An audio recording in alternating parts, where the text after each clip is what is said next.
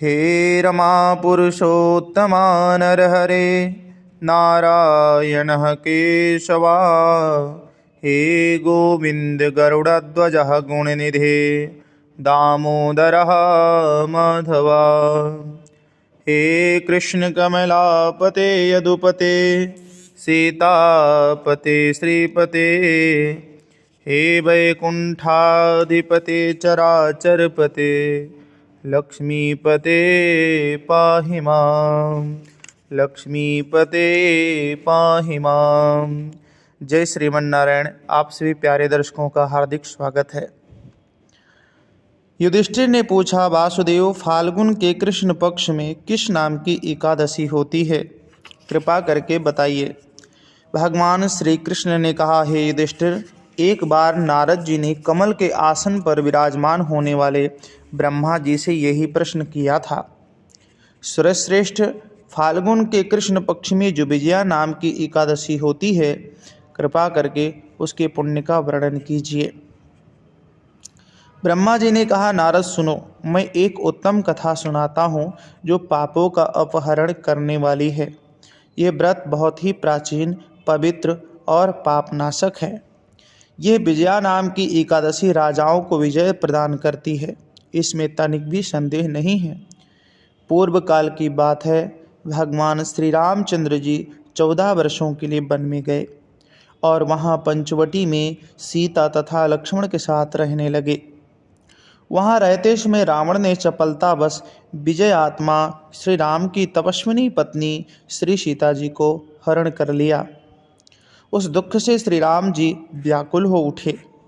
उस समय सीता जी की खोज करते हुए वे वन में घूमने लगे। कुछ दूर जाने पर उन्हें जटायु मिले, जिनकी आयु समाप्त हो चुकी थी। इसके बाद उन्होंने वन के भीतर कबंध नामक राक्षस का वध किया। फिर सुग्रीव के साथ उनकी मित्रता हुई। तत्पश्चात श्री राम के लिए वानरों की सेना एकत्रित हुई। हनुमान जी ने लंका के उद्यान में जाकर सीता जी का दर्शन किया और उन्हें श्री राम जी की चिन्ह स्वरूप मुद्रिका प्रदान करी। ये उन्होंने महान पुरुषार्थ का काम किया। वहाँ से लौटकर वे श्री रामचंद्र जी से मिले और लंका का सारा समाचार उनसे निवेदन किया। हनुमान जी की बात सुनकर के श्री राम ने सुग्रीव की अनुमति ले लंका को प्रस्थान करने का विचार किया और समुद्र के किनारे पहुंचकर उन्होंने लक्ष्मण से कहा, हे सुमित्रा नंदन, किस पुण्य से इस समुद्र को पार किया जा सकता है? यह अत्यंत अगाध और भयंकर जल जंतुओं से भरा है। मुझे ऐसा कोई उपाय नहीं दिखाई देता जिससे इसको सुगमता से पार किया जा सके। लक्ष्मण बोले, महाराज, आप ही आदिदेव और पुराण पुरुष पुरुषोत्तम हैं। आपसे क्या छिपा है? यहाँ द्वीप के भीतर बगदालभ्य नामक मुनि रहते हैं। इनका नाम है बगदालभ्य। यहाँ से आधे योजन की दूरी पर उनका आश्रम है।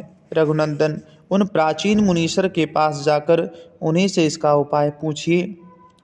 लक्ष्मण जी की ये अत्यंत सुंदर बात सुनकर श्री रामचंद्र जी महामुनि बगदालभ्य से मिलने के लिए गए। वहां पहुंचकर उन्होंने मस्तक झुकाकर मुनि को प्रणाम किया। मुनि उनको देखते ही पहचान गए कि ये पुराण पुरुषोत्तम श्री राम हैं, जो किसी कारणवश मानव शरीर में अवतीर्ण हुए हैं। उनके आने से महर्षि को बड़ी प्रसन्नता हुई। उन्होंने पूछा, हे श्री राम, आपका कैसे यहाँ आगमन हुआ? श्री राम बोले, ब्रह्मन, आपकी कृपा से राक्षसों सहित लंका को जीतने के लिए सेना के साथ समुद्र के किनारे आया हूँ। मुने, अब जिस प्रकार समुद्र पार किया जा सके वो उपाय बताइए, मुझ पर कृपा कीजिए। बगदालभ्य ने कहा, श्री राम, फाल्गुन के कृष्ण पक्ष में जो विजया नाम की एकादशी होती है, उसका व्रत करने से आपकी विजय होगी। निश्चय ही आप अपनी वानर सेना के साथ समुद्र को पार कर लेंगे। राजन, अब इस व्रत की फलदायक विधि सुनिए। दशमी का दिन आने पर एक कलश स्थापित करें। वो सोने, चांदी, तांबे अथवा मिट्टी का भी हो सकता है। उस कलश को जल से भरकर उसमें पल्लव डाल दें। उसके ऊपर भगवान नारायण के सुवर्ण में विग्रह को स्थापित करें। फिर एकादशी के दिन प्रातःकाल स्नान करें। कलश को पुनः स्थिर पूर्वक स्थापित करें। माला, चंदन, सुपारी तथा नारियल आदि के द्वारा विशेष रूप से उसका पूजन करें। कलश के ऊपर सप्तधान्य और जौ रखें। गंध, धूप, दीप और भांति भांति के नैवेद्य से पूजन करें। कलश के सामने बैठकर वह सारा दिन उत्तम कथा वार्ता आदि के द्वारा व्यतीत करें तथा रात में भी वहाँ जागरण करें। अखंड व्रत की सिद्धि के लिए घी का दीपक जलाएं। फिर द्वादशी के दिन सूर्योदय होने पर उस कलश को किसी जलाशय के समीप, नदी, झरने या पोखरे के तट पर ले जाकर स्थापित करें और उसकी विधिवत पूजा करके देव प्रतिमा सहित उस कलश को वेद वेत्ता ब्राह्मण के लिए दान कर दें। महाराज, कलश के साथ ही और भी बड़े बड़े दान देने चाहिए। श्री राम अपने अपने यूथपतियों के साथ इसी विधि से यत्नपूर्वक विजया का व्रत कीजिए, इससे आपकी विजय होगी। ब्रह्मा जी कहते हैं, नारद यह वचन सुनकर के श्री रामचंद्र जी ने मुनि के कथनानुसार उस समय विजया एकादशी का व्रत किया। उस व्रत करने से श्री रामचंद्र जी विजयी हुए। उन्होंने संग्राम में रावण को मारा, लंका पर विजय पाई और सीता को प्राप्त किया। बेटा, जो मनुष्य इस विधि से व्रत करते हैं उन्हें इस लोक में विजय प्राप्त होती है और उनका परलोक भी अक्षय बना रहता है। भगवान श्री कृष्ण कहते हैं, युधिष्ठिर, इस कारण विजया का व्रत करना चाहिए। इस प्रसंग को पढ़ने और सुनने से वाजपेय यज्ञ फल मिलता है।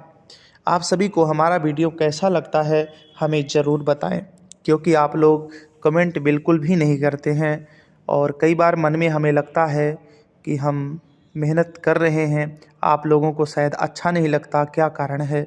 तो अगर आपको प्रसन्नता है तो जय श्री कृष्ण ज़रूर लिखें। मिलते हैं।